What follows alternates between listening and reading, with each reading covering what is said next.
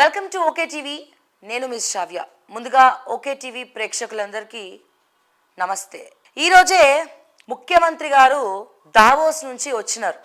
So Davos నుంచి వస్తూ వస్తూ మన తెలంగాణలో ఉన్నటువంటి కాంగ్రెస్లో లీడర్స్ కానీ తెలంగాణ ప్రజానికం అందరూ కూడా మంగళహారతులు పట్టుకొని రావాలి అని చెప్పి కూడా ఇన్స్ట్రక్షన్స్ వచ్చినాయి. ఎందుకంటే 1,70,000 కోట్లు డీల్స్ కుదిరించుకొని వచ్చిరట, ఎంఓఏలు చేసుకొని వచ్చినారట. అండ్ అట్లాగే ఎంఓఏలు చేసుకొని వస్తే ఇక్కడ చూస్తే లాస్ట్ ఇయర్ కూడా ఇట్లనే వెళ్ళినారు, ఎంఓఏలు అయినాయి అన్నారు. కానీ ఇప్పటి వరకు 1 ఇయర్ నుంచి ఏమీ కూడా ఒక్క కంపెనీ కూడా రాలేదు, ఎగ్జిక్యూట్ అవ్వలేదు. ప్లస్ 48,000 మందికి ఉద్యోగాలు అన్నారు. సో ఇప్పుడు కూడా అదే చెప్తున్నారు, మళ్ళీ మేము 1,78,000 కోట్ల ఎంఓఏలు చేసుకున్నాం, 48,000 మందికి ఉద్యోగాలు ఇస్తున్నామని చెప్తున్నటువంటి తెలంగాణ ముఖ్యమంత్రి వర్యులు honourable chief minister Revanth Reddy గారు ఇవాళ వచ్చినందుకు first of all the best sir, congratulations. కానీ తెలంగాణ పరిస్థితి ఏంటి? ఈ ఉత్తుత్తి మాటలేనా, లేకపోతే ఏమైనా కంపెనీలు మీరు ఎంఓఏలు చేసినవి ఎక్కడున్నాయి? సో అవి ఏమైనా లిఖిత పూర్వకంలో చూపిస్తారా? సో వాళ్ళకి ల్యాండ్స్ కేటాయిస్తారా? ఏం చేస్తారనేది ఒక క్వశ్చన్. అండ్ అదే రకంగా ప్రపంచం మొత్తం కూడా ఆర్థిక మాంద్యం ఉందా? ఎక్స్క్లూజివ్గా భారతదేశం ఆర్థిక మాంద్యంలో మునిగిపోయి ఉందా? అందులో మన తెలంగాణ రాష్ట్రం పరిస్థితి ఏంటి? సో ఈ అంశాలన్నింటిపైన మనతో పాటు మాట్లాడడానికి ప్రొఫెసర్ వినాయక్ రెడ్డి గారు ఉన్నారు. సార్ నమస్తే అండి, ఎలా ఉన్నారు సార్? ఏంటి తెలంగాణ ఎలా ఉంది అనుకుంటున్నారు? బాగుందా తెలంగాణ ప్రజలు, తెలంగాణ స్థితిగతులు? తెలంగాణ స్థితిగతులు అంటే అంతగా జీవన ప్రమాణాలలో అంత పెద్దగా పెరుగుతున్నట్లయితే మనం గమనించలేదు. కానీ వాస్తవానికి ఏంటంటే ఈ రోజున్న పరిస్థితులు మాత్రం కొంత నిరాశాజనకంగానే ఉన్నాయి.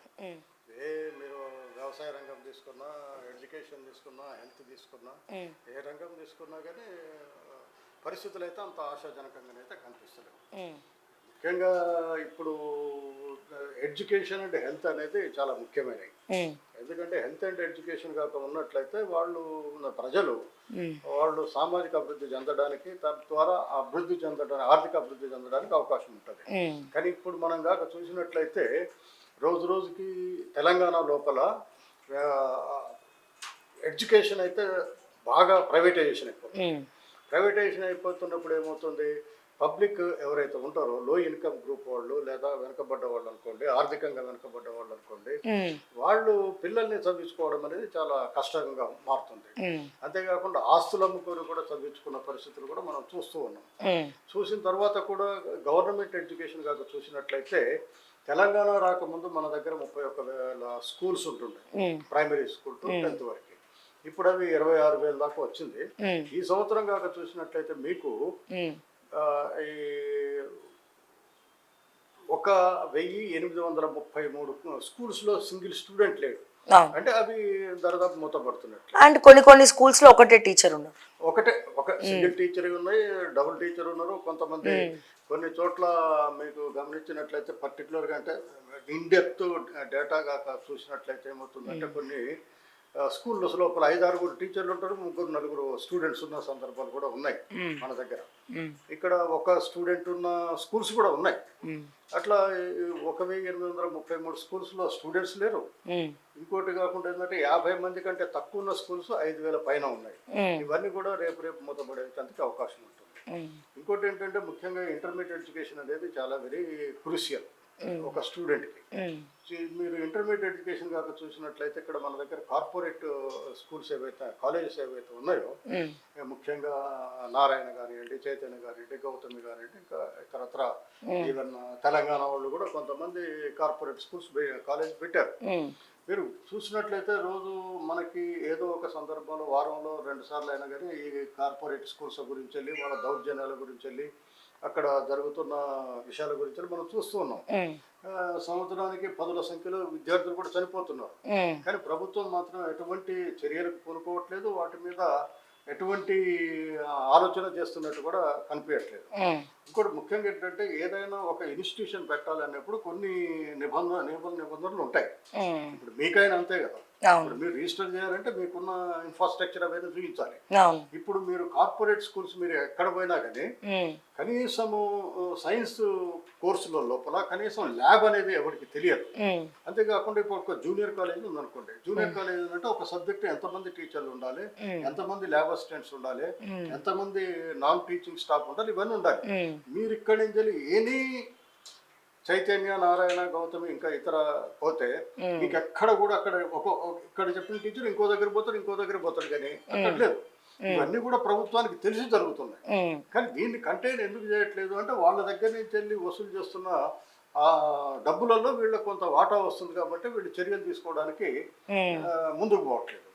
అంతేకాకుండా even board of intermediate director ఎవరైతే ఉన్నారో కనీసం ఒక కాలేజీకి పోయి ఈ డిఫిషన్స్ ఉన్నాయి, దీన్ని మనం మీకు పర్మిషన్ ఇవ్వము అనే ధైర్యం కూడా చేయలేని పరిస్థితిలో ఉంది.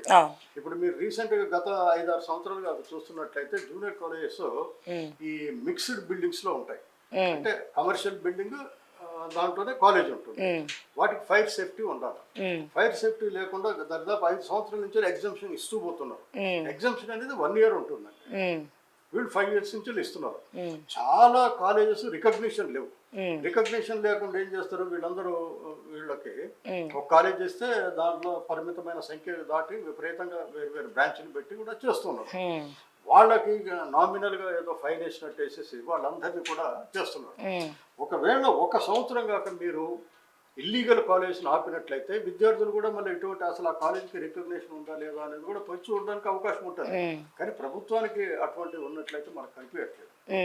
అంటే సార్ ఇప్పుడు గవర్నమెంట్ స్కూల్స్, ప్రైవేట్ స్కూల్స్ చూసుకుంటే కంపల్సరీ స్కూల్స్ కానీ గ్రౌండ్ కూడా ఉండాలి అని ఒక రూల్ ఉంది కంపల్సరీ. అది కూడా ఎవరు పాటించట్లేదు. ప్లస్ ఫీజు నార్మ్స్ కూడా లేవు అసలు. ఇప్పుడు మీకు ఒక స్కూల్ ఎస్టాబ్లిష్ చేయాలంటే 19 క్రైటీరియాస్ ఉన్నాయి, రిక్వైర్మెంట్స్, దానికి కావాల్సిన నిబంధనలు. ఇప్పుడు మీరు హైదరాబాద్ ప్రైవేట్ స్కూల్ దాకా చూసినట్లయితే దాదాపు 95% ఏ నిబంధనలకు అనుకూలంగా లేవు. ఏ స్కూల్ కూడా మీకు నిబంధనలకు అనుకూలంగా లేవు. నిబంధనలు అనుకూలంగా లేకపోవడం కాకుండా దాంట్లో ఉండే ఫీజు ఎంతైతే వసూలు చేస్తున్నారో జీవో నెంబర్ ఒకటి ఉంది. జీవో నెంబర్లో ఒకటి ఏంటంటే ఆ స్కూల్ స్థాయిని బట్టి ఒక 100 రూపాయలు వసూలు చేస్తున్నారు అనుకోండి వాళ్ళ టోటల్ ఇన్కమ్. దాంట్లో 50% శాలరీస్ ఇవ్వాలి, 20% ఇన్ఫ్రాస్ట్రక్చర్, 20% పిఎఫ్ ఎంప్లాయీస్కి ఇవ్వాలి, ఒక 5% ఫర్ వెల్ఫేర్, 5% మాత్రమే మేనేజ్మెంట్ తీసుకోవాలి. ఇది జియోలో చెప్తున్నది. కానీ ఏ జియోలు కూడా వీళ్ళకి సంబంధం లేదండి. మీరు ఏ టీచర్ని అడిగినా కానీ వాళ్ళకి ఇచ్చే జీతాలు చాలా తక్కువగా ఉంటాయి. చాలా అంటే చాలా తక్కువగా ఉంటాయి. కార్పొరేట్లు ఏంటంటే ఒక్కొక్కళ్ళు 5-6 చోట్ల పని చేస్తారు కాబట్టి వాళ్ళకి ఇయర్లీ కాంట్రాక్ట్, మంత్లీ శాలరీ ఉండదు. వైస్ ఛాన్సలర్లు మారినరు, యూనివర్సిటీల రూపురేఖలు మారుస్తున్నాం, మార్పు వచ్చింది అని కాంగ్రెస్ చెప్తోంది. ఒక పక్క విద్యాశాఖ మంత్రి ఇప్పటి వరకు లేరు. అంటే విద్యాశాఖ మంత్రితో పాటు 6 పోర్ట్ఫోలియోలు ఖాళీగా ఉన్నాయి. సో కీలకం, ఏ రాష్ట్రంలోనైనా విద్య వైద్యం అనేది కీలకం. అటువంటి కీలకంలో ఈ విద్య అనేది ఇంకా మంత్రి లేకపోవడం ఒకటి. అండ్ వైస్ ఛాన్సలర్లు మరి ఏం చేస్తారు, కొత్త వైస్ ఛాన్సలర్లు కూడా అసలు ఏం చేస్తున్నారు? వచ్చినప్పటి నుంచి యూనివర్సిటీస్ ఏమైనా అభివృద్ధి చెందినాయా? ఇప్పుడు యూనివర్సిటీస్కి కొత్తగా వైస్ ఛాన్సలర్లు వచ్చారు. వచ్చిన తర్వాత అంటే వీళ్ళది ఎంత దమనీయంగా ఉందంటే వీళ్ళ పరిస్థితి, అంటే ప్రభుత్వం ఎంత ఉదాసీనంగా ఉంది ఉన్నట్టు. కాకతీయ యూనివర్సిటీలో ఎగ్జిక్యూటివ్ కౌన్సిల్ మెంబర్స్ వేశారు. ఎగ్జిక్యూటివ్ కౌన్సిల్ మెంబర్లో ఏంటంటే యూనివర్సిటీ టీచర్స్ ఉంటారు, గవర్నమెంట్ నుంచి వెళ్ళి ఫైనాన్స్ సెక్రటరీ ఉంటాడు, ఎడ్యుకేషన్ సెక్రటరీ ఉంటాడు, హైయర్ ఎడ్యుకేషన్ డైరెక్టర్ ఉంటాడు, దాని తర్వాత విద్యావంతులు ఉంటారు, లేదా ఇండస్ట్రియల్ ఉంటారు, లేదా సోషల్ వర్క్ ఉంటారు. ఈ విద్యావంతుల కేటగిరీ కింద ఒక పార్ట్ టైం టీచర్ని వేశారు. అంటే చూడండి, అంటే ఎవరైనా పర్వాలేదు అనే తప్ప నిజంగానే వాస్తవంగా ఈ విశ్వవిద్యాలయాల్ని అభివృద్ధి చేయాలనుకున్నప్పుడు అటువంటి పనులు చేయరు కదా. వైస్ ఛాన్సలర్ వేశారు. ఇంతవరకు ఎక్కడ కూడా ఎగ్జిక్యూటివ్ కౌన్సిల్ వేయలేదు. ఇంతవరకు ఎక్కడ ఎగ్జిక్యూటివ్ కౌన్సిల్ వేయలేదు. ఇప్పుడు నేను ఒక ఎగ్జాంపుల్ చెప్తాను. ఇప్పుడు నరసింహారెడ్డి అని జేఎన్టీయూలో ఉండే కదా, ఆయన మీద ఆల్రెడీ నల్గొండలో పనిచేసినప్పుడు ఆయన మీద ఎంక్వైరీ అయింది, ఆయన మీద పనిష్మెంట్ తీసుకోవాలి. అదే ఆయన తీసుకొచ్చి జేఎన్టీయూలో వేశారు కేసీఆర్. అంటే చెప్తున్నా ఇటువంటి ఎంత అంటే ఎవరైనా మన వాళ్ళు కావాలి అనే తప్ప యూనివర్సిటీ బాగు చేయాలి, లేకపోతే యూనివర్సిటీ విద్యని ముందుకు తీసుకుపోవాలి, స్టాఫ్ని అపాయింట్ చేయాలి. దాదాపు ఇప్పుడు మీకు కాకతీయ యూనివర్సిటీలో 10 డిపార్ట్మెంట్లు పర్మనెంట్ ఎంప్లాయీ లేదు. ఇప్పుడు ఉస్మాన్ యూనివర్సిటీలో కూడా అంతే కొన్ని డిపార్ట్మెంట్ క్లోజ్ అయ్యే పరిస్థితుల్లో ఉన్నాయి. ఇప్పుడు ఈ సంవత్సరం యూనివర్సిటీ అభివృద్ధి కోసం 500 కోట్లు కేటాయించారు. 500 కోట్ల ఈ రోజు వరకు ₹1 రిలీజ్ చేయలేదండి. అంటే వీళ్ళకి అంటే ఈ యూనివర్సిటీని అభివృద్ధి చేయడం పట్ల ఎంత శ్రద్ధ ఉంది అనేది మనకి అర్థమైపోతుంది. సార్ ఇంకోటి, తెలంగాణలో తెలంగాణ కంటే ముందర కూడా ఆర్థిక మాంద్యం మనం మాట్లాడుకోవాలంటే ప్రపంచవ్యాప్తంగా ఆర్థిక మాంద్యం నడుస్తూ ఉంది. ఎక్స్క్లూజివ్గా భారతదేశంలో ఇంకెక్కువ నడుస్తూ ఉన్నది. భారతదేశంతో పాటు మన తెలంగాణ రాష్ట్రంలో ఇంకా ఘోరమైనటువంటి పరిస్థితులు మనం చూస్తున్నాం. దీనికి కారణం ఏంటి? ఆర్థిక మాంద్యం అంటే ప్రజలకి ఆదాయం లేకపోవడం అనేది మనం చూసినట్లయితే ఎంప్లాయ్మెంట్ ఉండదు. నిజంగానే ఎంప్లాయ్మెంట్ ఉంటే ఆదాయం ఉంటుంది, ఆదాయం ఉంటే సేవింగ్ ఉంటుంది, సేవింగ్ ఉంటే పెట్టుబడి ఉంటుంది, పెట్టుబడి ఉంటే ఉత్పత్తి ఉంటుంది, ఉత్పత్తి ఉంటే వినియోగం ఉంటుంది. This is the cycle. కానీ ఇప్పుడు మన దగ్గర ఇప్పుడు రీసెంట్ గా మనం రిపోర్ట్స్ గా చూసినట్లయితే ఈ జీడిపి కాక చూసినట్లయితే 5.4 అంటే తగ్గింది. ఎందుకు? రీజన్ ఏంటి? రీజన్ ఏంటంటే డిమాండ్ లేకపోవడం. ఇప్పుడు ఉత్పత్తి ఎందుకు తగ్గుతుంది? వినియోగం ఉంటే వాళ్ళు ఉత్పత్తి పెంచుతారు. ఉత్పత్తి లేదు కాబట్టి ఇప్పుడు మీకు మనం చెప్పే సొంత లెక్కలు కాదు, నేషనల్ లెవెల్లో కాగ్ రిపోర్ట్స్ వాళ్ళు చూసినట్లయితే 57.3% మందికి వాళ్ళ ఇన్కమ్ ఇది ఓన్లీ 20,000. హైదరాబాద్ లో ఉండే వాడికి 20,000 ఇన్కమ్ ఉంటే వాడి ఇల్లు కిరాయి ఏమైతే వాడి సొంత ఇల్లు ఉండడానికి అవకాశాలు చాలా తక్కువ. వాళ్ళ పిల్లల చదువులు ఏమవుతుంది? వాడు ఇప్పుడు కూరగాయలు ఉన్నాయనుకోండి, ఆహార పదార్థాలు ఉన్నాయి. ఆహార పదార్థాల యొక్క ద్రవ్యోల్బణము 6% అనేది చాలా ప్రమాదకరమైన స్థాయి. ఇప్పుడు మనం ఇండియాలో కాక చూసినట్లయితే ఈ ద్రవ్యోల్బణం స్థాయి ఆహార పదార్థాలది కూరగాయలది కాక మీరు తీసుకున్నట్లయితే 9 నుంచి వెళ్ళి 12% ఉంటుంది. అంటే ఎంత తీవ్రంగా ఉందనేది మనకి తెలుస్తూ ఉంది. ఇది ఈ కొనుగోలు శక్తి అనేది న్యాచురల్ గా పడిపోవడానికి అవకాశం ఉంటుంది. అందువల్ల ఏమవుతుందంటే ఈ ఆర్థిక మాంద్యం అనేది రావడానికి అవకాశం ఉంటుంది. కానీ ఇప్పుడు ఆర్థిక మాంద్యం అనేది మీకు డైరెక్ట్ గా అంత ఎఫెక్టివ్ గా కనిపించకపోవచ్చు. కానీ ఇప్పుడు ప్రారంభ దశలో ఉంది కాబట్టి వచ్చే సంవత్సరం లోపల మనకి ఇంకా దాని ప్రభావం ఎక్కువ ప్రజల మీద. కేంద్ర ప్రభుత్వం కూడా మాటికి మేము చూడండి మా వల్ల అంటే జీడిపి రేట్ అనేది పెరిగింది అని చెప్పి చెప్తా ఉన్నారు. మరోపక్క ట్యాక్స్ల రూపంలో కూడా ఏమంటా మనం ట్యాక్స్ టెర్రరిజం అంటే ప్రతి దాని మీద కూడా మనము ట్యాక్స్ కడుతూ వస్తున్నాం. ఇటు జిఎస్టీ ఇటు మళ్ళీ ఇన్కమ్ ట్యాక్స్ రెండు. ఇటు వచ్చేసరికి ఒక సగటున మిడిల్ క్లాస్ ఫ్యామిలీకి అసలు ఏం మిగలట్లేదు. ఇప్పుడు అందుకోసం ఏంటంటే ఈ బడ్జెట్ లోపల మిడిల్ క్లాస్ లేదా శాలరీస్డ్ పీపుల్ చేతిలో కొంత డబ్బు ఉండడానికి ప్రయత్నం చేస్తున్నట్టుగా మనకు పేపర్ రిపోర్ట్స్ వస్తున్నాయి. బడ్జెట్ అవును, ఇప్పుడు బడ్జెట్ సమావేశాలు జరగబోతుంది. ఆ బడ్జెట్లు ఏంటి? ఇప్పుడు ఆల్రెడీ ఇన్కమ్ ట్యాక్స్ వసూలు చేస్తారు, ఇప్పుడు జిఎస్టీ వసూలు చేస్తారు. మీరు ఏది ముట్టుకున్నా మీరు ట్యాక్స్ కట్టాల్సిందే. అంటే ఏంటి? మనకు ఒక ₹100 కాక ఉన్నట్లయితే ఆల్రెడీ అంటే ₹100 అంటే 30% ట్యాక్స్ లోకి వస్తాం మనం. అంటే మన ఇన్కమ్ 10 lakhs అట్లా ఉంటాయి. మామూలు ఎంప్లాయీస్ ఉండడానికి అవకాశం ఉంటుంది. ఉన్నట్లయితే ఏమవుతుంది? అప్పుడు మీకు 30% అక్కడ ఇన్కమ్ ట్యాక్స్ కట్టాలా, దాని తర్వాత జిఎస్టీ ప్రతి వస్తువు మీద జిఎస్టీ కట్టాలి, మరి ప్రతి పిల్లవాడి మీద మీరు ఫీజులు కట్టాలి, మీరు పెట్రోల్ కొన్నా ట్యాక్స్ కట్టాలి. మీరు ట్యాక్స్ లేనిది లేదు. మీరు ఎవరైనా తలకి రంగు వేసుకోవాలంటే కూడా రంగు కూడా ట్యాక్స్ కట్టాలి. మీరు రీసెంట్ గా చూసినట్లయితే పాప్కార్న్ మీద ట్యాక్స్ చేసినట్టు అంతకంటే హాస్యాస్పదము అంతకంటే దుర్మార్గం ఏముంటుంది చెప్పండి. మామూలుగా ఏకపోయినా ఈ మల్టీప్లెక్స్ లలో మనం సినిమా చూస్తే అక్కడ మామూలుగా పాప్కార్న్ రేట్సే ఎక్కువ ఉంటాయి బయటతో పోల్చుకుంటే, మరి దానికి మళ్ళీ ట్యాక్స్ ఎక్కువ బాగుంటుంది. ప్రభుత్వానికి వాళ్ళ మీద కంట్రోల్ లేకపోవడం, అదుపు లేకపోవడం. ఇప్పుడు యాక్చువల్గా అయితే ఒక వస్తువు ధర ఉందనుకోండి, మీరు ఎక్కడ అమ్మినా కానీ ఆ వస్తువుని ఆ ధరకే అమ్మాలి. కానీ ప్రభుత్వానికి కంట్రోల్ లేదు కాబట్టి వాళ్ళు ఇష్టం వచ్చినట్టు అమ్ముతున్నారు. అదైతే సరైనది కాదు. ప్రభుత్వానికి నిజంగా అదుపు ఉన్నట్లయితే ఇమీడియట్ గా వాళ్ళ మీద యాక్షన్ తీసుకోవచ్చు. ఆ అధికారం వాళ్ళ ప్రభుత్వానికి ఉంది. కానీ ఆ ప్రభుత్వం ఎందుకు పట్టించుకోదు అనేది ఇక బ్యాక్గ్రౌండ్ లో వెనక రకరకాలైన వ్యవహారాలు నడుస్తుంది. అది సార్ భారతదేశ వ్యాప్తంగా ఆర్థిక మాంద్యం ఉంది అనేది స్టార్టింగ్ స్టేజ్లో ఉంది ఇప్పుడు అని మీరు చెప్తున్నారు.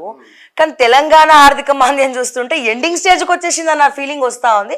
ఎందుకు తెలంగాణ మార్కెట్ మొత్తం డౌన్ అయిపోయింది, ఒక్కసారిగా రియల్ ఎస్టేట్ అంతా కూడా పడిపోయింది, రియల్ ఎస్టేట్ భూమి లేదు, ఎవరిని అడగండి డబ్బులు లేవు మా దగ్గర అంటున్నారు. సో చాలా మంది అంటే లక్షాధికారులు ఏమో వేలలో సంపాదిస్తున్నారు, మా దగ్గర లేవు అని చెప్పి ఏమంటారు, ఆఖరికి మార్వడి సేట్స్ కూడా మొన్న ఒక పర్సన్ చెప్పుకొని బాధపడుతున్నాడు. అందరు వచ్చి గోల్డ్ పెట్టి డబ్బులు తీసుకొని పోతున్నారు కానీ ఎవరు కూడా గోల్డ్ విడిపించుకోవట్లేదు, మాకు రొటేషన్స్ ఆగిపోయినాయి అని చెప్పి వాళ్ళు కూడా చెప్తా ఉన్నారు. ఇటువంటి పరిస్థితి ఎందుకు వచ్చింది తెలంగాణలో? ఇప్పుడు మీరు తెలంగాణ కాదు దేశం మొత్తం కాక మీరు చూసినట్లయితే బ్రిటిష్ పీరియడ్లో కంటే కూడా ఇప్పుడు ఆర్థిక అసమానతలు ఎక్కువగా ఉన్నాయి. బ్రిటిష్ పీరియడ్ లోపల టాప్ 1% కాక మీరు చూసినట్లయితే వాళ్ళకి 16% ఎంత ఉంది ఉంది. అంటే అట్లా వాళ్ళ ఆదాయం అట్లా ఉంటుండే నేషనల్ ఇన్కమ్.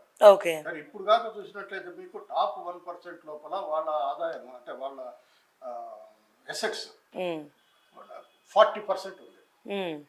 అంటే చూడండి 1% చేతు లోపల ఈ వనరులు ఇవన్నీ కూడా 40% పాయింట్ సంథింగ్ ఉంది. అటువంటి ఇప్పుడు ఏమవుతుంది వాళ్ళ ఆదాయం కూడా ఎక్కువ అవుతుంది. ఇప్పుడు అదే టాప్ బాటమ్ 50% కాక చూసినట్లయితే వాళ్ళ ఇన్కమ్ ఇదివరకు నేషనల్ లెవెల్లో 22%, 26% అట్లా ఉంటుండే.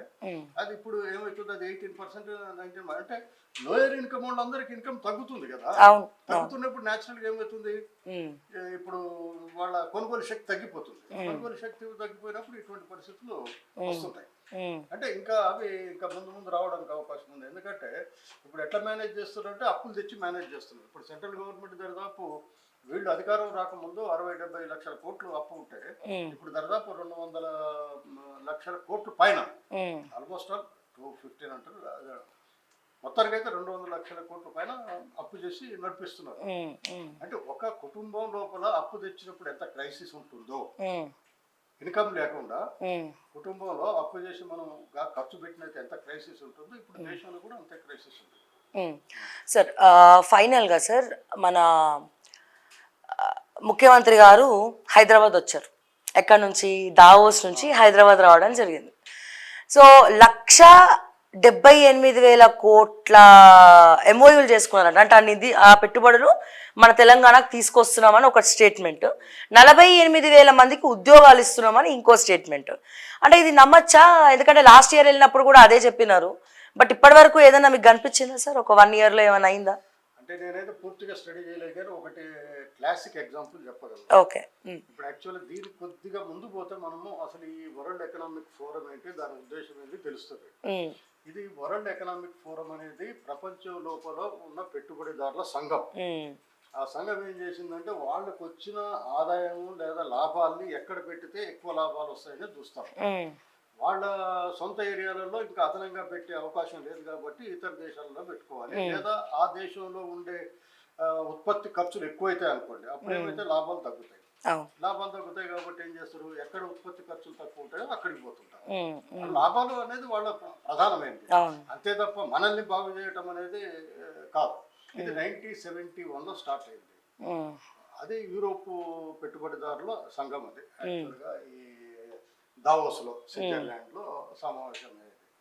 ఇది రాను ఏంటంటే అసలు మనకి ఎప్పుడు ఇది పాపులర్ అయితే అంటే మన చంద్రబాబు నాయుడు పీరియడ్లో ఆయన దావోస్ పోవటము, అగ్రిమెంట్ చేసుకోవడము. కానీ ఇప్పుడు నేను ఒక అగ్రిమెంట్కి వచ్చాము అనుకోండి, అగ్రిమెంట్ ఇంప్లిమెంట్ చేయాలని ఏం లేదు, ఎక్కడ ఏ యాక్ట్ లో ఉండదు. అంటే ఇమీడియట్ గా అయిపోవాలని ఏం లేదు, జస్ట్ పెట్టుకున్నామంటే పెట్టుకున్నాం అంతే. క్లాసిక్ ఎగ్జాంపుల్ చెప్పగలను. లాస్ట్ ఇయర్ రేవంత్ రెడ్డి ఏం చేశాడు, ఈ ఆదాని తోటి ఒక చేశాడు. ఆదాని ఎక్కడ ఉంటాడు? గుజరాత్ లో ఉంటాడు. అవును. ఈ రేవంత్ రెడ్డి ఎక్కడ ఉంటాడు? హైదరాబాద్. గుజరాత్ హైదరాబాద్ కి ఎంత 1/2 hour జర్నీ ఫ్లైట్ లో, 1 hour వేసుకోండి. వాడైనా రావచ్చు, లేకపోతే ఈయన పోయి ఒప్పందం చేసుకోవచ్చు. దానికి దావోస్ లో ఒప్పందం అక్కడికి వెళ్ళి మరి చేసుకోవడం అవసరం లేదు కదా. ఆయన 12,000 కోట్లు అన్నాడు కానీ నాకు తెలిసి అయితే ఆయన ఇక్కడ ఒక 90 పైసా పెట్టుబడి పెట్టినట్టయితే మనకు తెలియదు. రెండవది ఇప్పుడు నిన్న ఇంకో గమ్మత్తైన విషయం ఏంటంటే మెగా కృష్ణారెడ్డి తోటి ఒక ఒప్పందం అయింది. ఆ, మెగా కృష్ణారెడ్డి ఏమో ఇద్దరు జూబ్లీహిల్స్లోనే ఉంటారు, ఇద్దరు అక్కడే హైదరాబాద్ జూబ్లీ హిల్స్. జూబ్లీహిల్స్ లో. ఆయన ఈయన కలిసి ఒప్పందం చేసుకోవడానికి పెద్ద టైం కూడా పట్టదు, 1/2 అవర్ కూడా పడుతుంది. అవును. ఒకవేళ వీళ్ళు సెక్రటరీలో చేయదలుచుకున్నప్పుడు ఎంతో హైదరాబాద్ వాళ్ళకి, ఇప్పుడు మనం ఒక ప్రాంతం నుంచి ఒక ప్రాంతానికి పోవడం కష్టం, కానీ అవును. వాళ్ళు ఎంతసేపు పోతారండి? అవును. వాళ్ళు ఇక్కడే చూసుకోవచ్చు. దానికి అక్కడ పోయి అగ్రిమెంట్ చేసుకోవాల్సిన పనిలే. దీంట్లో ఎప్పుడు కూడా చంద్రబాబు పీరియడ్ లో కానీ, ఈ కేటీఆర్ పీరియడ్ లో కానీ, జగన్ పీరియడ్ లో కానీ, రేవంత్ రెడ్డి పీరియడ్ లో కానీ వీళ్ళు చేసుకున్న ఒప్పందాలు కొన్ని కంపెనీలతో ఉంటాయి, కొన్ని షెల్ కంపెనీలు. వాళ్ళ కంపెనీలకు అడ్రస్ కూడా ఉండదు, జస్ట్ అడ్రస్. అంటే వీళ్ళని బూస్ట్ చేసుకోవడానికి, మేము ప్రజలకు ఏదో చేస్తున్నామని చెప్పడానికి కోసం అగ్రిమెంట్లో ఇన్ని లక్షల కోట్లు అన్ని లక్షల కోట్లు అంటారు. కానీ వాళ్ళు ఏం చూస్తారు, ఇక్కడ తెలంగాణలో పెట్టాలి అనుకున్నాడు అనుకోండి, తెలంగాణ లోపల నువ్వు ఎంత భూమి ఇస్తావు, గుజరాత్ వాడు 100 ఇస్తా అంటాడు, నువ్వే ఇస్తావా? వాడు అడగడు, వాళ్ళు ఇస్తా అంటుండగా నేను ఎక్కువ ఇస్తా, మీకు ఫ్రీ కరెంట్ ఇస్తా, కరెంట్ లో సబ్సిడీ ఇస్తా, వాటర్ లో సబ్సిడీ ఇస్తా, భూమిలో సబ్సిడీ ఇస్తా. ఇదంతా ఎవరు సొమ్మండి? Public the. వాడు పెట్టుబడిదారుది కాదు, రేవంత్ రెడ్డిది కాదు, పబ్లిక్ సొమ్ము. వచ్చిన తర్వాత వాళ్ళు ఏదైతే ఉత్పత్తి చేశారు అనుకోండి, చేసినప్పుడు ఏమవుతుంది, వాడు ఈ చీప్ లేబర్ ఉన్నది కాబట్టి వాడికి ఎక్కువ లాభాలు వస్తాయి. నిజంగానే వీళ్ళు ఏమంటారు, వాళ్ళు ట్యాక్స్ కడుతుండ్రు కదా అంటారు. అంటే ఇన్ని వనరులు కోల్పోయిన తర్వాత వాడు కట్టే ట్యాక్స్ తక్కువ ఎక్కువ అనేది మీరు అసెస్ చేసుకోవాలి. వాడు మన దగ్గరికి వచ్చి అయితే లాభాల కోసం అయితే, వాడు నష్టం కోసం అయితే పెట్టాడు కదా, వాడి సొంత లాభం కోసం ఇక్కడ పెడుతున్నాడు. మీరు పోటీ పడి వాడికి లేని, యాక్చువల్గా ఒక వ్యాపారస్తుడు ఉందనుకోండి, వాడికి వ్యాపారం ఎక్కడ అవకాశాలు ఉంటే వాడు వెతుక్కొని పోవాలి. కానీ మన వాళ్ళు ఏం చేస్తున్నారు, వాడిని ఆహ్వానించి ఉన్నాయని వాడికి అప్పచెప్తున్నారు. అప్పచెప్పి వాడికి లాభాలు, వాడు ఎక్కడ పెట్టుకుంటాడు లాభాలు, మళ్ళీ తీసుకుపోయి ఇంకెక్కడ లాభం వస్తుందో ఇంకో వేరే దేశంలో పెడతాడు, ఎక్కడైనా పెడతాడు. అది వాళ్ళ సూత్రం. వీళ్ళు ఏం చేస్తున్నారు, ఒకవేళ ఈ కంపెనీ పెట్టినా కానీ ఆ కంపెనీలో టాప్ ఎగ్జిక్యూటివ్స్ ఎవరైతే ఉంటారో, లేదా కంపెనీ నడిపించే వాళ్ళందరూ వాళ్ళే ఉంటారు. తెలంగాణ వాడు ఎవడు ఉంటాడు? ఇప్పుడు మీరు ఐటీ కంపెనీకి పోండి, ఏ కంపెనీలో కూడా మొత్తం తెలంగాణ వాళ్ళు లేరే అస్సలు. ఎవరో ఒకరో ఇద్దరు, మా అంటే 10% వేసుకోండి, అంటే నువ్వు 45 మంది తెలంగాణ వాడికి ఇస్తా అంటావు, అక్కడ దాంట్లో కనీసం 8,000 ఇస్తా ఉంటారా? వాళ్ళు కట్టే ట్యాక్స్ లా మొత్తం ప్రజల దగ్గర తీసుకునే సొమ్ములో ఒక 20-30% కూడా ఉండదు. అదే అది ప్రజలకి నష్టమా లాభమా అనేది చూడాలి. ప్రజలకు నష్టమే పనులు చేస్తున్నారు తప్ప, ఇప్పుడు 1,32,000 కోట్లు అంటాడు, 79,000 కోట్లు అంటాడు. దీంట్లో మీకు year end of the year కాక మీరు చూసినట్లయితే దీంట్లో కనీసం 20,000 కోట్లు కాక వస్తే చాలా ఎక్కువ. ఇప్పుడు చంద్రబాబు కూడా విశాఖపట్నంలో పెట్టాడు, లక్షల కోట్ల మీద పడినాడు. మీరు ఆ రోజు మీరు సాక్షి పేపర్ కాక చూసినట్లయితే దాంట్లో ఆయన మొత్తం లిస్ట్ చేశాడు. అంటే జగన్ ఏం పెద్ద మనగాడని కాదు, కానీ ఆయన పేపర్లో రాసిండు ఏదేది మీరు ఒప్పందం చేసుకున్నది ఏంటి, ఇక్కడికి వచ్చిన ఏంది, దాని వాళ్ళు క్లియర్ గా రాశారు. ఇప్పుడు మనకు తెలుసుగా షెల్ కంపెనీలు అంటే వాళ్ళకి అడ్రస్ ఉంటుంది, మీకు కావాలంటే వీళ్ళకి ఏంటంటే మధ్యన బ్రోకర్స్ పెట్టుకుంటారు, ఈ కంపెనీ అదే అగ్రిమెంట్ అయినట్టు చెప్తారు. ఇప్పుడు మీకు క్లాసిక్ ఎగ్జాంపుల్ చెప్తాను, కేటీఆర్ ఒక ఇంగ్లాండ్ కంపెనీతో పెట్టుకుంటారు అస్కర్, అసలు ఆ కంపెనీ లేదు. అవును, అప్పుడు సంచలనం అయింది అది. అంటే చెప్తాను, ఇటువంటి కంపెనీలు చాలా ఉంటాయి. వాళ్ళకి ఏంటంటే ల్యాండ్ అలాట్ చేస్తారు, అందరూ మర్చిపోతారు, వీళ్ళకి అధికారంలో ఉంటారు కదా, ఆ ల్యాండ్ తర్వాత పని చేసుకుంటారు. ఇది జరుగుతుందండి. అంతే తప్ప ప్రపంచంలో పెట్టుబడిదారులు వచ్చి దేశాన్ని మన దేశాన్ని మనం బాగు చేసుకోవాలి తప్ప ఇతర దేశం పెట్టుబడిదారు ఎందుకు వచ్చి బాగు చేస్తారండి? కష్టం. అండ్ తెలంగాణలో కూడా కంపెనీస్ లాస్ట్ ఇయర్ చెప్పినవి ఇంకా రాలేదు. ఈ ఇయర్వి కూడా 1,80,000 కోట్లు ప్రజలకైతే ఇప్పటికిప్పుడు వచ్చేవి కదా, ఉద్యోగాలు కూడా రావు కదా. ఇప్పుడు అట్లీస్ట్ మీరు అన్నట్టు వేరే రాష్ట్రాల నుంచి వచ్చిన వాళ్ళే ఉంటారు ఇక్కడ, అంతే ఎవరైనా రావచ్చు. తెలంగాణ వాళ్ళకే కాదు కదా, కానీ ఎలక్ట్రిసిటీ పోయేది తెలంగాణ వాడిది, ల్యాండ్ పోయేది తెలంగాణ వాడిది, నీళ్లు పోయేది తెలంగాణ వాడిది. ఆఖరికి మనకు మిగిలేది ఏంటంటే పొల్యూషన్, రోగాలు, ఇవి మిగులుతున్నాయి మనకి తెలంగాణ ప్రజలు. ఇంకా 2 క్వశ్చన్స్ ఉన్నాయి మిమ్మల్ని ఫైనల్ గా అడగడానికి.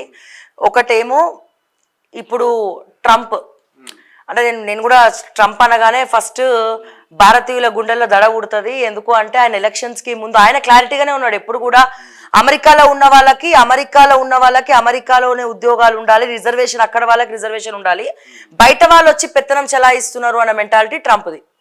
అంటే ఎట్లయితే తెలంగాణ వాళ్ళు తెలంగాణ కావాలని అట్లనే ట్రంప్ ఆలోచించే తీరు ఆయన దాంట్లో కరెక్టే. కానీ ఇన్ని రోజులుగా భారతీయులని ఉద్యోగాలకు తీసుకోపోయి ఎంకరేజ్ చేసింది కూడా వాళ్ళే కదా, ఆ దేశం వాళ్ళే బాగా ఎంకరేజ్ చేశారు. ఇప్పుడు సడన్ గా మేము సిటిజన్షిప్ ఇవ్వము, డెలివరీ అయిన వాళ్ళకి మేము అసలు సిటిజన్షిప్ ఇవ్వము, తర్వాత మిగతా వాళ్ళు కూడా వెళ్ళిపోవాల్సిందే, 8 లక్షల మంది భారతీయులు మీరు వెళ్ళిపోండి భారతదేశానికి అని చెప్పి ఆయన ప్రమాణ స్వీకారం అయిన వెంటనే మొట్టమొదటి సంతకం కూడా ఈ ఫైల్స్ మీద పెట్టడం జరిగింది.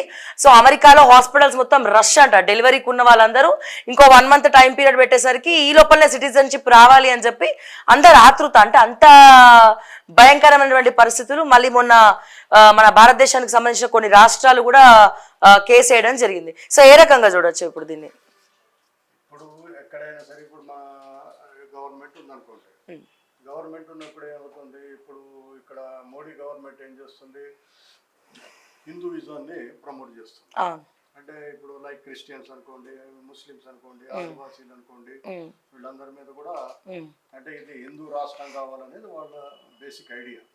అట్లనే ఇప్పుడు అమెరికా ట్రంప్ ఏమనుకుంటున్నాడు, అమెరికా ఇస్ ద ఫస్ట్ అని ఆయన నినాదం. కాబట్టి అక్కడ పోయినప్పుడు ఏమవుతుంది అంటే ఇప్పుడు టాప్ టెక్నోక్రాట్స్ ని వాళ్ళు అలౌ చేస్తారు. టాప్ టెక్నోక్రాట్ ఈ మీడియోక్రీ వాళ్ళు పోయి మన దగ్గర ఏంటంటే మా వాడు అమెరికాలో ఉన్నాడు, మా అమ్మాయి అమెరికాలో ఉందని చెప్పుకోవడానికి, లేకపోతే సోషల్ స్టేటస్ కోసం ఏంటంటే అమెరికా పోతున్నారు. కానీ ఇప్పుడు దాదాపు ఇప్పుడు పోయిన వాళ్ళ పరిస్థితి ఎట్లా ఉంది అంటే అక్కడ చాలా మందికి మినిమం ఇన్కమ్ ఉంది, మినిమం ఇన్కమ్ లేని వాళ్ళు కూడా ఉన్నారు, పార్ట్ టైం జాబ్ చేసుకుంటూ అట్లా ఉన్నారు. రెండోది ఏంటంటే అక్కడ పోయినప్పుడు ఇప్పుడు వాడు స్టడీ అయిపోద్ది అనుకోండి, స్టడీ అయిపోతే సమ్ 6 months ఎంతో పీరియడ్ ఇస్తారు. దాని తర్వాత నువ్వు జాబ్ లేకపోతే నువ్వు వెనక్కి రావాలి. ఇట్లా రాకుండా ఉండే వాళ్ళ సంఖ్య ఎక్కువగా ఉంటుంది. అది ఇల్లీగలే కదా. ఇప్పుడు మన దగ్గర బంగ్లాదేశ్ వాడు వచ్చినా కానీ, లేకపోతే రోహింగ్యాలు మయన్మార్ నుంచి వచ్చినా కానీ మనం వెనకకు పంపిస్తున్నావా లేదా? Illegal immigrants. ఒకవేళ వాళ్ళు లీగల్ గా వచ్చింటే మనం ఏం చేయలేము. మన వాళ్ళు లీగల్ గా ఉంటే మనం ఒక్కళ్ళే కాదు కదా, చైనీస్ ఉంటారు, ప్రతి దేశం నుంచి ఉంటారు అక్కడ. ఇల్లీగల్ గా పోయిన వాళ్ళ విషయంలో ఆయన పడుతుంది. కానీ టెక్నోక్రాట్స్ విషయంలో వాళ్ళు క్లియర్ గానే ఉంటారండి. ఇప్పుడు మీకు ఇచ్చిన జీతం కంటే ఎక్కువ పని చేయగలుగుతారంటే మిమ్మల్ని తీసుకుపోతారు వాళ్ళు. కానీ వాళ్ళు మీరు వాళ్ళకి బర్డెన్ అవుతానంటే మాత్రం ఉంచుకోరు, కష్టం. అది నేను అనుకుంటున్నాను. ఎందుకంటే మేజర్ గా ఆయన ఉద్దేశం అది ఉంటుంది తప్ప అసలు వీళ్ళని ఉంచము లేదు. ఇంకోటి ఏంటంటే ఇప్పుడు ఈ బర్త్ సిటిజన్షిప్ అనేది అది 164 or 168 అమెండ్మెంట్. అది ఏంటంటే 2/3 of states, 2/3 of senate and అదే వాళ్ళ మన పార్లమెంట్ ఎట్లా ఉంటుందో దాంట్లో కావాలి. ఇప్పుడు ఆయనకు అంత మెజారిటీ లేదు. ఆల్రెడీ అమెరికాలో 28 స్టేట్లు ఆల్రెడీ కేసు ఫైల్ చేసినాయి, ఇండివిజువల్స్ కూడా కేసు ఫైల్ చేశారు. అది నేను అనుకుంటా మోస్ట్లీ రివర్స్ కావచ్చు. సార్ ఫైనల్ గా ఏంటంటే ఇక్కడ మన దగ్గర ఒక సినిమా వాళ్ళు కానివ్వండి, సెలబ్రిటీస్ కానివ్వండి, ఇండస్ట్రియలిస్ట్ కానివ్వండి, ఇటువంటి వాళ్ళు ఏం చేస్తారు, కేవలం సిటిజన్షిప్ అక్కడ డెలివరీ అయ్యి వస్తారు. ఓకే, అది చాలా దుర్మార్గమే కదా. అంటే అమెరికా సిటిజన్షిప్ అంటే చాలా గ్రేట్ గా ఫీల్ కావడం ఇవి అవుతున్నాయి తప్ప వాస్తవానికి అక్కడ ఆర్థిక పరిస్థితి కూడా అక్కడ కూడా మాంద్యాలు వస్తుంటాయి పోతుంటాయి. అక్కడ కూడా అమెరికా ఆర్థిక పరిస్థితి కూడా అంత పెద్దగా ఏం లేదు. అవును, అందులో ఇరు దేశాల యుద్ధాల వల్ల కూడా చాలా ఇబ్బందికరంగానే ఉంది ప్రపంచం మొత్తం. ఇప్పుడు ప్రపంచంలో జరిగే యుద్ధాలన్నిటి కూడా వాళ్ళు ఫైనాన్స్ చేయాలి. అవును, కాబట్టి వాళ్ళ ఆర్థిక పరిస్థితి కూడా అంత మెరుగ్గా ఏం లేదు, పరిస్థితి కొంత ఇష్టంగానే ఉంది. సార్ ఫైనల్ గా మొన్న ఫార్ములా ఈ రేస్ కేసులో ఏసీబీ నోటీసులు పంపించింది, విచారణ చేసింది, ఇటు ఈడీ కూడా విచారణ చేసింది, మళ్ళా అంతా సైలెన్స్ అయిపోయింది. కేటీఆర్ అసలు అరెస్ట్ అవుతాడా కాడా, రేవంత్కి చేసే ఉద్దేశం ఉందా లేదా? అట్లాగే ఫోన్ ట్యాపింగ్ గాలికి వదిలేసినారు. కాళేశ్వరం మీరు చాలా ఎన్నోసార్లు కాళేశ్వరం గురించి ప్రూఫ్స్ పెట్టుకొని మరి చాలాసార్లు మాట్లాడారు. అటువంటి కాళేశ్వరంని కూడా ఇంకా తిప్పుతూనే ఉన్నారు, మళ్ళీ కేసీఆర్కి నోటీసులు అంటున్నారు. మీరేం ఆలోచిస్తారు, అసలు వీళ్ళు అరెస్ట్ అవుతారా లేకపోతే ఎప్పుడో అంతా అమ్ముడు పోయినారు అంటారా?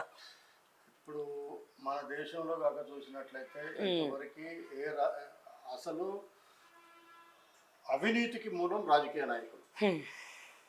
అరాచకాలకి రాజకీయ నాయకులు. ఉమ్, ఇప్పుడు మన పార్లమెంట్లో 151 మంది ఎంపీల మీద కేసులు ఉన్నాయి. ఉమ్. అది అవినీతికి సంబంధించి ఎంపీల మీదే ఎంపీల ఏకంగా. ఉమ్, అది ఏడీఆర్ వాళ్ళు అసోసియేషన్ ఆఫ్ డెమోక్రటిక్ రైట్స్ అని ఉంటారు, వాళ్ళు బయట పెట్టింది నేను చెప్తున్నాను. అంటే వాళ్ళు చట్టాలు చేస్తారు. ఉమ్. వాళ్ళు స్త్రీల మీద అత్యాచారం చేసిన వాడు స్త్రీల గురించి వెళ్ళి చట్టాలు చేస్తే ఎట్లా ఉంటుందో అవును, అట్లే ఉంటుంది. అంతే. అందువల్ల ఈ దేశంలో రాజకీయ నాయకులకి శిక్షణ పడ్డాయి నాకు తెలిసి ఇద్దరే కనిపిస్తారు. ఉమ్, ఒకరు లాలూ ప్రసాద్, శిబు సోరెన్. అవును. వాళ్ళు పాపం ఏంటంటే వాళ్ళకి ఇవన్నీ రాజకీయాలు తెలుసు కానీ ఉమ్, ఇవి ఇంత మ్యానిపులేషన్, కోర్టులను ఎట్లా మ్యానిపులేషన్ చేయాలని తెలియక వాళ్ళు శిక్ష ఇరుక్కపోయినారు. ఒకడు కూడా ఇంతవరకు. ఎట్లా అంటే ఇప్పుడు కవిత అండ్ కేజ్రీవాల్ జైలు పోయి వస్తారండి. ఓకే, అది పొలిటికల్, కానీ కంటిన్యూస్ గా శిక్ష పడ్డ బీజేపీ వాళ్ళ పొలిటికల్ ఇంట్రెస్ట్ కోసం వాళ్ళని లోపల పెట్టారు అంతే తప్ప వాళ్ళకే శిక్షలు పట్టి రేపు జైల్లో ఉండే అవకాశం లేదంటారు. ఉండదు. సో అందుకే ఇప్పుడు కేటీఆర్ కూడా అరెస్ట్ అయ్యే నమ్మకం లేదంటారు. జస్ట్ ఏదో డైవర్షన్ పాలిటిక్స్. అరెస్ట్ అవుతారంటే అది వెరీ క్లియర్ కేసు అండి.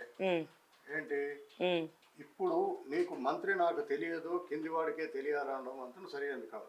అంటే వీళ్ళ రాజకీయ నాయకుల దగ్గర ఎట్లా ఉంటుందంటే ఏదైనా స్కీమ్ పెట్టారనుకోండి, ఫెయిల్ అయితేనేమో ఎంప్లాయీస్ మీద నెట్టడం, సక్సెస్ అయితేనేమో వాళ్ళకి సంబంధించింది. అది జనరల్ గా జరుగుతూ ఉంది. ఇప్పుడు కేసు రేసులో ఆయన క్లియర్ గా ఒప్పుకుంటున్నాడు 55 కోట్లు క్యాబినెట్ పర్మిషన్ లేదు. అవును, ఎలక్షన్ కోడ్. ఎలక్షన్ కోడ్ అంటే వాళ్ళు ఎలక్షన్ వాళ్ళు చూసుకోవాలి. అవును, కానీ వీళ్ళు చేసే ప్రొసీజర్ ఏదైతే ఉంటుందో అవును, అవును. క్యాబినెట్ అప్రూవల్ లేదు, ఫైనాన్షియల్ అప్రూవల్ లేదు. క్యాబినెట్ అప్రూవల్ అయిన తర్వాత కూడా ఫైనాన్షియల్ అప్రూవల్ ముందు తీసుకోవాలి, క్యాబినెట్ పోయే ముందు. దాని తర్వాత నువ్వు ఫారెన్ లో ఎక్స్చేంజ్ లో చేసినప్పుడు ఆర్బీఐ పర్మిషన్ ఉండాలి, ఆర్బీఐ పర్మిషన్ లేదు. ఇప్పుడు ఈయన ఎవరితోటైతే ముందు ఒప్పందం చేసుకున్నాడో చలపచెట్టి అనిల్, సునీల్, వాళ్ళు తప్పుకున్నారు. వాళ్ళకి దాంట్లో ఆ రేసింగ్ లో పెద్ద అనుభవం ఉన్నవాడు కాదు, ఏం కాదు. జస్ట్ అవసరాల కోసం ఒక అగ్రిమెంట్ చేసుకున్నారు. చేసుకుని వాళ్ళకి లాస్ వస్తే వాళ్ళు పోయారు. వాళ్ళు ఏం చేశారు, ఈయన 55 కోట్లు ఇచ్చిన తర్వాత ముందు వాళ్ళు 41 కోట్లు ఈ ఎలక్ట్రల్ బాండ్స్ ద్వారా మళ్ళీ వెనక్కి ఇచ్చారు. Okay, okay, okay. 41 కోట్లు వెనక్కి ఇచ్చారు ఎలక్ట్రానిక్ బాండ్. అంటే వీళ్ళు ఏమనొచ్చు, ప్రతి పార్టీ వాళ్ళకి ఎలక్ట్రానిక్ బాండ్ ఇస్తున్నారు కదా, మాకు అట్లే ఇచ్చాడు అనొచ్చు. కానీ పర్టికులర్ గా వాడేవాడు నీకు 55 కోట్లు ఇచ్చిన తర్వాతనే 41 కోట్లు ఎందుకు ఇచ్చాడు? పెద్ద కంపెనీ కాదు, అవును, ఏదో 1000 కోట్ల కంపెనీ అయితేనేమో 41 కోట్లు ఇచ్చారంటే వేరు. ఇప్పుడు మెగా కృష్ణారెడ్డి ఉన్నాడు అనుకోండి, ఆయన అన్ని పార్టీలకు ఇస్తాడు. ఎందుకంటే ఇప్పుడు అన్ని పార్టీలు ఆయన చేతుల్లో ఉన్నాయి, అవును, పార్టీల చేతుల్లో ఆయన లేడు. అవును, ఆయన చెప్పినట్టు ఇవన్నీ ఇప్పుడు ఇక్కడ ఆయనకు ప్రాజెక్ట్ కావాలనుకోండి, ఒకటి రాస్తాడు, ఒకటి ప్రాజెక్ట్ డిజైన్ చేస్తాడు, ఈ ప్రాజెక్ట్ పెట్టమని చెప్తాడు. వీళ్ళు చేయాల్సిందే, అది కేసీఆర్ కానీ రేవంత్ అయినా ఇంకోడైనా చేయాల్సిందే. అందువల్ల ఏంటంటే ఇప్పుడు మన రాజకీయ నాయకులంతా కూడా మెగా కృష్ణారెడ్డి చేతిలో ఉన్నారు తప్ప ప్రభుత్వం ఆయన చేతిలో ఆయన లేడు. అట్లా నడుస్తూ ఉంది. అందువల్ల కేసీఆర్ అరెస్ట్ అవుతాడా లేదా అనేది పొలిటికల్ ఇంట్రెస్ట్. బీజేపీకి నిజంగానే ఇంట్రెస్ట్ ఉందనుకోండి, వీడి కింద చేయొచ్చు. ఇదివరకు మినిస్టర్లను చేశారు, బెంగాల్లో మినిస్టర్లు చేశారు, తమిళనాడులో మినిస్టర్లు చేశారు, మహారాష్ట్రలో మినిస్టర్లు చేశారు. ఏది ఈడీ కింద ఏడు అరెస్ట్ చేయడం పెద్ద సమస్య కాదు, కానీ చేయట్లేదు కదా. ఎందుకు చేయట్లేదు అనేది క్వశ్చన్ మార్క్. స్క్రీన్ ఏం జరుగుతుంది, అది ఎట్లా ఉంటుంది. బీజేపీ వాళ్ళు బీఆర్ఎస్ ని రిప్లేస్ చేయగలుగుతాం అన్న కాన్ఫిడెన్స్ వచ్చినప్పుడు ఇటువంటివన్నీ చేస్తూ ఉంటాం. మీకు అనిపిస్తుందా సార్, అంటే మీ ఎక్స్పీరియన్సెస్ లో మీరు అన్ని గవర్నమెంట్స్ చూస్తూ వస్తున్నారు, ఇప్పుడున్న పరిస్థితుల్లో సిండికేట్ పాలన నడుస్తుందని అనిపిస్తుందా? అంటే జస్ట్ పైకే పొలిటికల్ గేమ్స్ ప్రజల్ని పిచ్చోళ్ళని చేయడానికి కాకపోతే, సో వీళ్ళు అన్ని బాగానే ఉంటున్నారు, అన్ని ప్రాజెక్ట్స్ చేసుకుంటున్నారు, బిల్స్ రిలీజ్ చేసుకుంటున్నారు, ఆ పార్టీ నుంచి ఈ పార్టీ, ఈ పార్టీ నుంచి ఆ పార్టీ, ఎక్కడ చూసినా మనకి ఇవే కనబడతా ఉంది. సో మీకు అనిపిస్తుందా సిండికేట్ నడుస్తుందని? సిండికేట్ అంటే ఒకటి, రాజకీయ పార్టీలలో వాళ్ళ అధికార కోసమే రాజకీయాలు తప్ప ఇతరత్ర ఇంకేమి లేదు. ఇప్పుడు వీళ్ళ మీద ఎన్నో అలిగేషన్ చేశాడు రేవంత్ రెడ్డి, వాటన్నిటిని ఎందుకు బయటకు చేయట్లేదు? ఇప్పుడు ఎలక్ట్రిసిటీ మీద ఎంక్వైరీ అయింది, కమిషన్ రిపోర్ట్ సబ్మిట్ చేశాడు, సుప్రీంకోర్టు రిటైర్డ్ చేశాడు. అది నువ్వు పబ్లిక్ డొమైన్ లో పెట్టాలి కదా, పబ్లిక్ తెలియాలి కదా, ఇంతవరకు ఎందుకు పెట్టట్లేదు? అండ్ ఇప్పుడు ఈ జీవోస్ కూడా ఏదైనా రిలీజ్ చేస్తే అన్అఫిషియల్ గా చేస్తున్నారు వీళ్ళు కూడా, ఏది కూడా క్లారిటీ లేదు సార్. ప్రతి యాక్చువల్గా ఏంటంటే ఆర్టీఐ వాళ్ళ యాక్ట్ ప్రకారం ఏంటంటే పబ్లిక్ డొమైన్లో ప్రతి జీవో పెట్టాలి. అవును. ఒకసారి ఈ జీవోలు ఎందుకు పెట్టట్లేదు అని ఒక రిపోర్టర్ కేటీఆర్ని అడిగితే కొంతమంది కోర్టుకు పోయి ఆపుతున్నారు.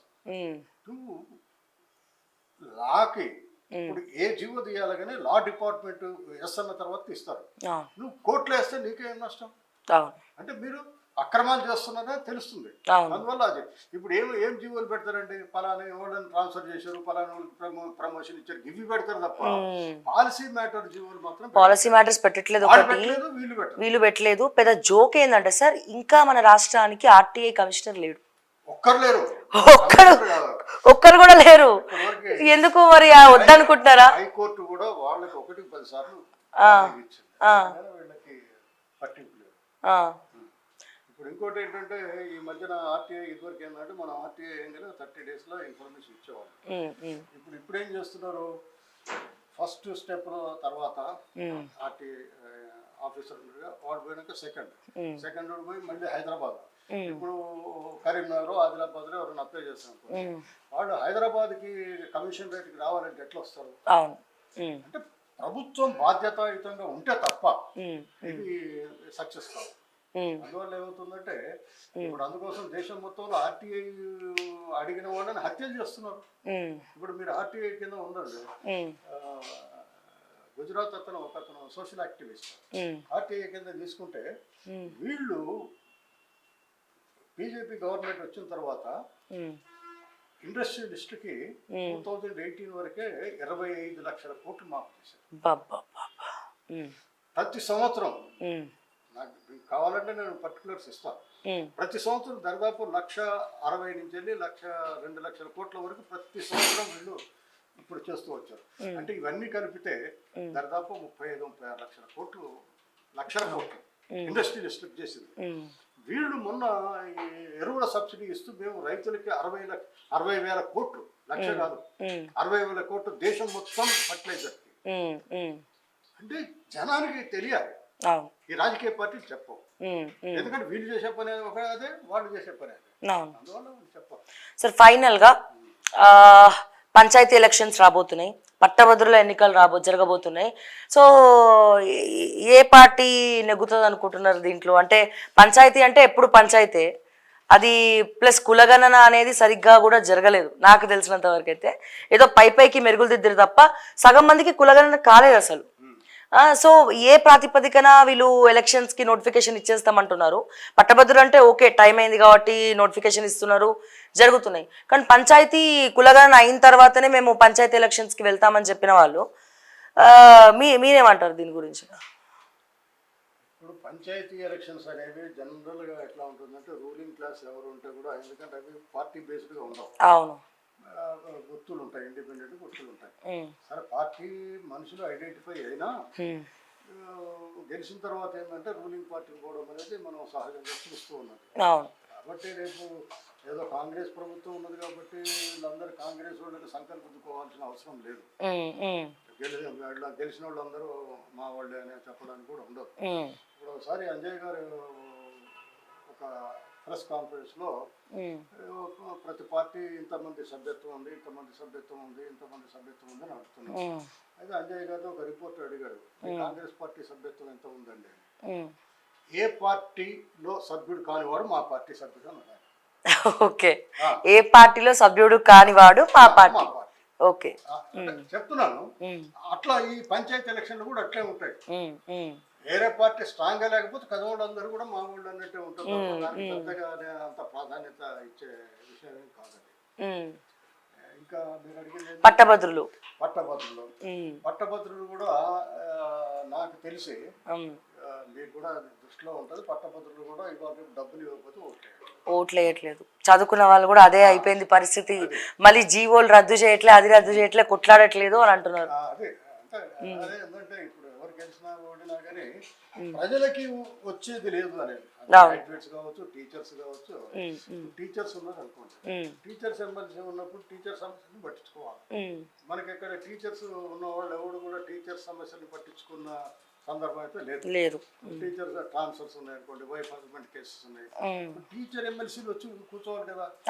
వాళ్ళే పాపం ధర్నాల్లో కూర్చుంటున్నారు తప్ప ఈ బాధ్యత వహించాల్సిన వాళ్ళు బాధ్యత లేకుండా బాధ్యత రహితంగా ప్రవర్తిస్తున్నారు.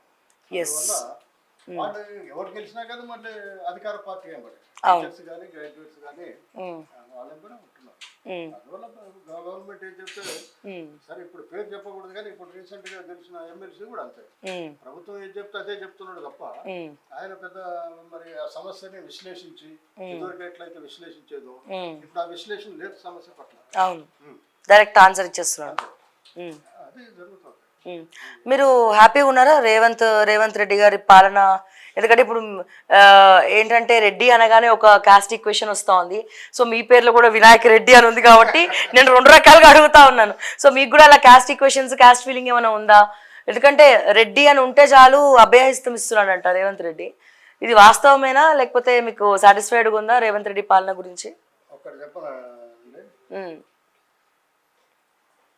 ఆర్థికంగా ఒకే రకంగా ఉన్నప్పుడు వాడు నా చుట్టం అని చెప్తాం. నీ సొంత చుట్టమైనా వాడు ఆర్థికంగా లేకపోతే ఏమన్నా నాకు తెలియదు, ఎవరో కూడా నాకు తెలియదు. ఇప్పుడు ఈ రేవంత్ రెడ్డి సర్కార్ అయినా కేసీఆర్ సర్కార్ అయినా రేపు ఒకవేళ ఈ మోడీ సర్కార్ అయినా ప్రజలకి సంబంధించిన విషయం లోపల కేవలం ఉచిత పథకాలని వాళ్ళని మభ్య పెట్టడానికి, మతం మత్తులో ఉంచడానికి ఇప్పుడు రీసెంట్ గా మనకు రిజర్వేషన్ అనే ఇష్యూ తీసుకొచ్చి సుప్రీంకోర్టు వాళ్ళు తెలంగాణలో ఈ 2 కులాల మధ్యన దారుణమైన కొట్టుకుంటున్నారు భయంకరంగా. ఎందుకు ఈ పార్టీలు బాధ్యత వహించి దాన్ని పరిష్కరించు? అవును, వాళ్ళకేమైనా ప్రజల పట్ల మధ్యన విభజన ఎంత వస్తే అంత ప్రశాంతంగా ఉండడానికి ప్రయత్నం చేస్తారు. దాంట్లో రేవంత్ రెడ్డి ఏం ప్రత్యేకమైన వాడు కాదు. రేవంత్ రెడ్డి పరిపాలన పట్ల ప్రజలేమి అంత సుఖ సంతోషాలతో ఉండి పెద్ద ఎత్తున ఏదో వాళ్ళ జీవన ప్రమాణాలను పెంచుకొని సుఖ సంతోషాలతో ఏం లేరు. విద్య అట్లే ఉంది, వైద్యం పరిస్థితి లేదు. ఈ 2 ప్రధానమైనవి కదా జీవితానికి. ఈ రెండిట్లోనే లేవు. ఇప్పుడు రైతులకు ఇస్తున్న ఇంతవరకు నువ్వు రైతు భరోసా ఇవ్వాలి, రుణమాఫీ కాలే, రుణమాఫీ కూడా నువ్వు చెప్పాలి. ఇప్పుడు నాలాంటి తెలియదంటే ఎవరికి ఇస్తున్నారు ఎవరికి ఇవ్వట్లేదు, ఈ కేటగిరీలకు ఇవ్వట్లేదు, ఈ కేటగిరీలకు ఇస్తున్నారు స్పష్టంగా చెప్పితే ఈ కన్ఫ్యూజన్ ఉండదు. ప్లస్ కుటుంబానికి ఒక్కడికే అంటున్నారు. కుటుంబానికి ఒక్కడికి ఇస్తారు. ఇప్పుడు 2 వ్యవసాయదారులు ఉంటారు, ఇప్పుడు 2 కొడుకులు ఉంటారు, వాళ్ళు ఏర్పడలేదు అనుకోండి, ఏర్పడినంత మాత్రాన వాడు ఎల్డర్ అయి ఉంటాడు కదా, వాడికి ఎందుకు ఇవ్వను? సరే, ఉద్యోగస్తులకు ఇవ్వట్లేదంటే అది వేరు విషయం, ఇన్కమ్ ట్యాక్స్ వాళ్ళకి ఇవ్వట్లేదంటే అది వేరు విషయం, దానికి ఎవరు పెద్ద ఆబ్జెక్షన్ కూడా చేయరు. ఇప్పుడు రైతు భరోసా ఎవరైతే సేద్యం కానీ భూములకు ఇవ్వట్లేదంటే కూడా ఎవరు చేయరు. కానీ నువ్వు ఖచ్చితంగా చేయాలి కదా. ఇప్పుడు మహిళలకు ఇస్తాను 2500 ఎక్కడ పోయింది? నిరుద్యోగ భృతి లేదు, నిరుద్యోగ భృతి అన్నాడా లేదో నాకు తెలియదు, అన్నాడు యూత్ డిక్లరేషన్ లో. అదే ఇప్పుడు మీరు పంచాయతీ అన్నారు కాబట్టి అంటే ఇదివరకు మన దగ్గర గ్రామ పంచాయతీ ఎలక్షన్స్ లోపల 33% బీసీ రిజర్వేషన్ ఉండే. కేసీఆర్ వచ్చినాక దాన్ని 18% చేశారు. వాళ్ళు ఇప్పుడు బీసీ రిజర్వేషన్ కోసం వాళ్ళు మాట్లాడుతూ ఉన్నారు. బీసీ రిజర్వేషన్ వీళ్ళ కామారెడ్డి డిక్లరేషన్ లో 42% అన్నారు. ఒకవేళ ఇక్కడ స్టేట్ లో 42% చేసినా ఎవడో కూడా అప్రూచ్ అయినా కానీ అది లీగల్ గా నిలబడుతుందా లేదా అనేది ఆలోచించాలి. ఆలోచించకుండా అప్పుడు ఏదో ఓట్ల కోసం వీళ్ళు అన్నారు. ఇప్పుడు దాన్ని పట్టుకొని బీఆర్ఎస్ వాళ్ళు 42% ఇస్తున్న ఎలక్షన్ పెట్టాలి లేకపోతే వద్దు అంటున్నారు. అంటే 33 నుంచి 18 తగ్గించిన వాళ్ళు 42 కావాలని చెప్తున్నారు. ప్రతిపక్షంలో ఉంటే ఒక నాలుక, ప్రభుత్వంలో ఉంటే ఇంకో నాలుక. అది అట్లా వ్యవహారం అట్లా ఉంది. కొంచెం గ్రామ పంచాయతీ ఎలక్షన్లకి అంత పెద్ద మనం ప్రాధాన్యత ఇవ్వలేము. గవర్నమెంట్ లో కొట్టుకుపోతారు వాడు చిన్న చిన్న కాంట్రాక్ట్లు కోసం గవర్నమెంట్ తోటి పోవాల్సి వస్తుంది. అట్లా మనం చూస్తున్నాం కూడా, అట్లే పోతున్నాం. Yes sir, thank you sir, thank you so much. So విన్నారు కదా, ఇది పరిస్థితి. సో ఎవరు కూడా అంత సాటిస్ఫైడ్గా లేరు. ఒక రకంగా సిండికేట్ నడుస్తుందా అంటే సిండికేట్ ఉంది, ఆర్థిక మాంద్యం ఉందా అంటే ఎస్ ఆర్థిక మాంద్యం కూడా ఉంది. మరి ఈ పరిస్థితుల నుంచి ఎవరు కాపాడాలి మనల్ని అనేది ఒకసారి తెలంగాణ ప్రజలు కూడా ఆలోచించండి. అండ్ మీ అభిప్రాయ సూచనలు కమెంట్స్ రూపంలో తెలియజేయండి. మరిన్ని అప్డేట్స్ కోసం చూస్తూనే ఉండండి ఓకే టీవీ. అంటిల్ దెన్ నేను మిస్ శ్రావ్య, జై తెలంగాణ, జై హింద్.